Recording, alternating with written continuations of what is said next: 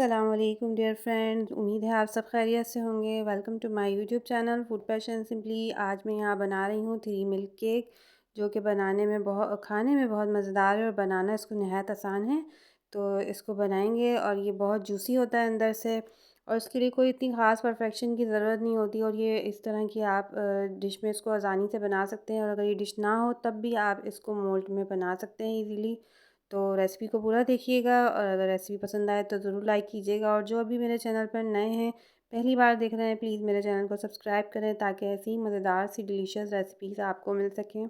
और notification bell ज़रूर press कीजिएगा।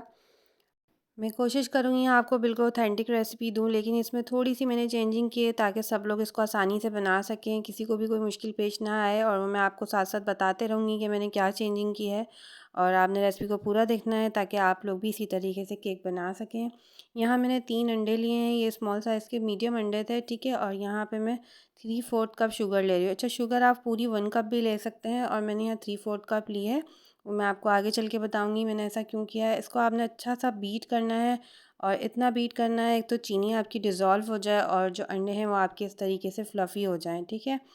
फिर इसके बाद आपने यहाँ पर 1/4 के करीब आपने इसमें ऑयल शामिल करना है। ऑयल आपने देखना है बिल्कुल भी जो है उसमें कोई फ्लेवर ना हो, नॉर्मल कुकिंग ऑयल होता है, ये वो वाला ऑयल है, ठीक है। इसको आपने डाल के थोड़ा-सा बीट करना है। और इसी दौरान मैंने यहाँ पर जो है ना लेमन एसेंस डाला है, आप वनीला एसेंस भी डाल सकते हैं। अच्छा, अब यहाँ पे जो मैंने प्रोसीजर जो चेंज किया वो ये है कि जो इस ड्राई जो 3 मिल्क केक होता है, मोस्टली इसको जर्दी और सफ़ेदी अलग-अलग रख कर बीट किया जाता है। तो मैंने इसको साथ ही बीट किया, और आप देखिएगा बहुत ऑसम बन के रेडी होगा। यहाँ पे 1 कप मैंने मैदा लिया है, ठीक है। 1 कप से यानी थोड़ा कम है, टी कप से मैंने नापा है ताकि आप सब भी आसानी से इसको बना सकें। इसको थोड़ा-सा मैंने खाली छोड़ा था, फुल नहीं भरा था। 1-2 चम्मच कम होगा। यहाँ पे 1 टीस्पून जो है मैंने बेकिंग पाउडर लिया है, 1/4 टीस्पून बेकिंग सोडा है, और पिंच ऑफ आपने सॉल्ट डालना है, ठीक है। उसके बाद आपने इसको 3 स्टेप्स में इसमें शामिल करना है, एक साथ नहीं छानना है। मैं यहाँ पे थोड़ा-थोड़ा करके इसको छानूँगी, ठीक है। एक साथ अगर आप सारा मैदा इसमें शामिल कर देंगे ना तो लम्प्स बनने के ख़तरा होता है, ठीक है। आपने इसी तरह 3 स्टेप्स में थोड़ा-थोड़ा डाल के मिक्स करना है। और ये वो बेसिक स्पंज है जो आप हर तरह का केक इस वाले स्पंज से बना सकते हैं। तमाम टाइप्स के केक आप जितने भी बर्थडे केक्स आप बनाना चाहते हैं वो सब इससे बन सकते हैं, इसी मेजरमेंट के साथ, ठीक है ना। ये देखें, बस थोड़ा-सा आपने डालना है, उसके बाद इसको कट एंड फोल्ड मेथड के ज़रिए आपने इसको मिक्स करना है, ठीक है। बाज़ार में ये केक कितना एक्सपेंसिव मिल रहा है, आप अंदाज़ा नहीं लगा सकते हैं। आप अपने बच्चों को घर में बनाएं, और ये केक इजीली बन जाता है, और आप घर में ज़रूर अपने बच्चों को बनाकर खिलाएं। बहुत ही मज़ेदार है, और आप इसको एज अ डेज़र्ट भी बना सकते हैं। डेज़र्ट के तौर पे आप घर में बनाएं किसी टाइम भी, और बहुत टेस्टी बनता है। बस इसी तरीके से आपने तमाम मैदे को डालकर फ़ोल्ड कर लेना है अच्छे तरीके से। और आप ज़्यादा ओवर मिक्सिंग नहीं कीजिएगा, क्योंकि जो हमने अभी अंडे फ्लफ़ी किए हैं ना, वो सारे अंडे बैठ जाएंगे अगर आपने ज़्यादा इसको ओवर मिक्स किया तो। बस इसके बाद ये लास्ट बैच है जो मैं इसमें ऐड करूँगी, और उसके बाद मैं अच्छे से इसको मिक्स कर लूँगी। मैं आपको इसलिए स्टेप बाय स्टेप दिखा रही हूँ कि बहुत सारे बिगनर्स हैं और उनके लिए आसानी होती है अगर वो पूरा स्टेप को चेक करें, अच्छे तरीके से बनाएं। बस इसके बाद मैं स्पैचुला हटाऊँगी, और इसको विक्स के ज़रिए हल्के हाथ से मैं इसको कट एंड फोल्ड करती रहूँगी, फोल्ड मेथड से। और इसके बाद मैं इसको मिक्स कर लूँगी। फिर कह रही हूँ कि आपने इसको ओवर मिक्स नहीं करना है। जैसे ही ड्राई इंग्रेडिएंट आपको लगे कि मिक्स हो गया है, तो बस आपने इसको रोक देना है। मोल्ड को मैंने पहले से रेडी करके रखा हुआ था, उसमें बटर पेपर लाइन किया हुआ था। यहाँ पे मुझे थोड़ा बैटर गाढ़ा लग रहा था, तो मैंने यहाँ 1 टेबल स्पून के लगभग मैंने मिल्क डाला है, वो भी रूम टेम्परेचर पे। आपने ठंडा मिल्क नहीं डालना है, ठीक है। और यहाँ पर आपने प्री हीटेड भी कर देना है ओवन में अगर बना रहे हैं, और अगर आप पतीले में बना रहे हैं तो आप पतीले को भी हल्की आंच पर गर्म होने के लिए स्टैंड रख कर आपने ढक्कन लगा के उसे गर्म करने रख देना है, ठीक है। यहाँ पे अब मैं मोल्ड में डाल रही हूँ। ये मेरे पास ओवन प्रूफ मोल्ड है। आप चाहें तो स्टील का, या जो भी आप जिस बर्तन में भी चाहें आसानी से बना सकते हैं। तो मैंने क्योंकि इसी में इसको प्रेजेंट करना था, तो मैंने यही वाला बर्तन इस्तेमाल किया है।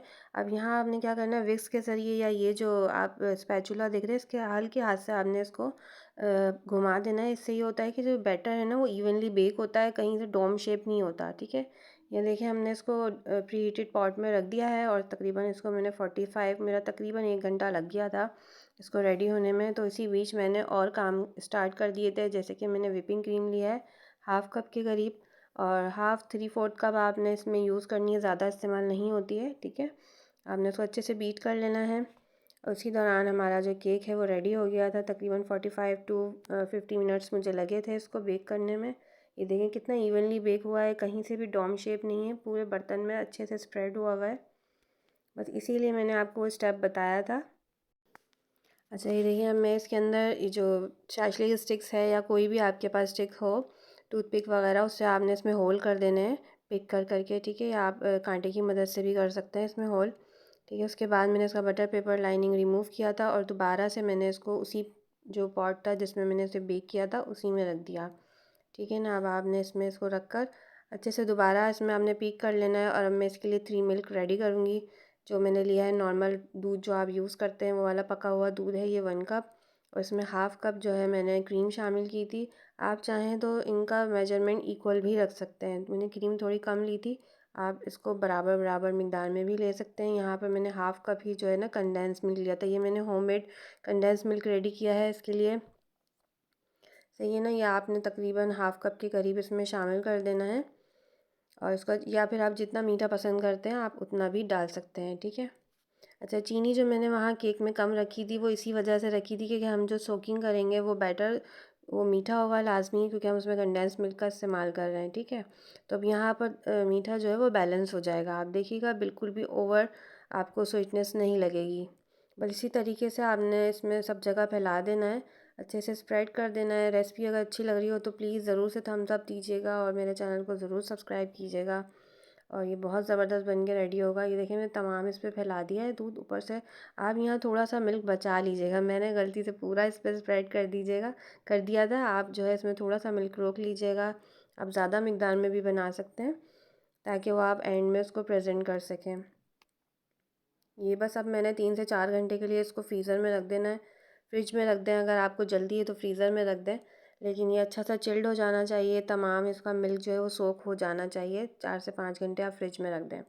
अब जो मैंने व्हिपिंग क्रीम बीट की हुई थी वो मैं इसके ऊपर तमाम डाल के स्प्रेड कर दूँगी। जितनी भी आ सकती है इस पॉट के ऊपर मैं उतनी इस पे स्प्रेड कर दूँगी। मिल्क जो आपने ऐड करना है ना वो गरम गरम केक पर ही आपने ऐड करना है, ठंडा होने का वेट नहीं करना है, ठीक है। जैसे ही आपका बेक होकर आएगा आपने फ़ौरन जो मिल्क का आपने कंपाउंड बनाया है वो आपने फ़ौरन उस पर डाल देना है, ठीक है। अब यहाँ पर मैं इसको रफली डालूँगी और इसी तरीके से ना क्रीम को स्पैचुला की मदद से हल्का हल्का इस तरीके से टैप करूँगी तो यहाँ एक टेक्स्चर डेवलप हो जाएगा रफली सा, और ये बहुत अमेजिंग लगता है। उसके बाद आपने क्या करना है, इसके साइड्स जो हैं वो एक टिशू की मदद से अच्छे से क्लीन कर देने हैं। और इसके बाद मैं यहाँ इसको स्ट्रॉबेरी से गार्निश करूँगी। और ये हमारा मज़ेदार सा जो है 3 मिल्क केक रेडी हो गया है। अब आप इसको पहले फ्रिज में रखें, अच्छा सा ठंडा करें। और ये बहुत ही मज़ेदार लगता है जब बहुत चिल्ड हो जाता है, खाने में बहुत टेस्टी लगता है। और अगर रेसिपी पसंद आए तो फ्रेंड्स एंड फैमिली में ज़रूर शेयर किया करें। मैं यहाँ फिर से आपके साथ इसकी टिप्स शेयर कर देती हूँ कि आपने अंडे लेने हैं, सब रूम टेम्परेचर पर लेना है, चीनी और आपने मैदा इक्वल लेना है। ऑयल आप हाँ 1/4 कप ही यूज़ करें, ज़्यादा अगर आपने ऑयल यूज़ किया तो जो भी हम सोकिंग बैटर डालते हैं ना वो सारा रिलीज़ हो जाता है, बाहर निकल जाता है। ऑयल डालने की जो कम डालने की वजह वो ये होती है, ठीक है ना। आप बटर का भी इस्तेमाल कर सकते हैं। और ये देखें, और इसको आपने हल्की आंच पे बेक करना है, ज़्यादा हाई फ्लेम पर आपको इसको बेक नहीं करना है, नहीं तो हार्ड हो जाता है केक, ठीक है। देखें बहुत ही ज़बरदस्त सा केक रेडी हो गया है। आप लोग को ये रेसिपी ज़रूर पसंद आएगी, ज़रूर से ट्राई कीजिएगा। और मेरा फेसबुक पेज है उसको भी जाके फॉलो कीजिए और मेरे चैनल को सब्सक्राइब करना नहीं भूलिएगा। कंडेंस मिल्क की रेसिपी भी इंशाल्लाह शॉर्ट्स पे शेयर करूँगी, उसको भी आपने ज़रूर से चेकआउट करना है। मिलते हैं नेक्स्ट वीडियो में इंशाल्लाह, जब तक के लिए अल्लाह हाफ़िज़।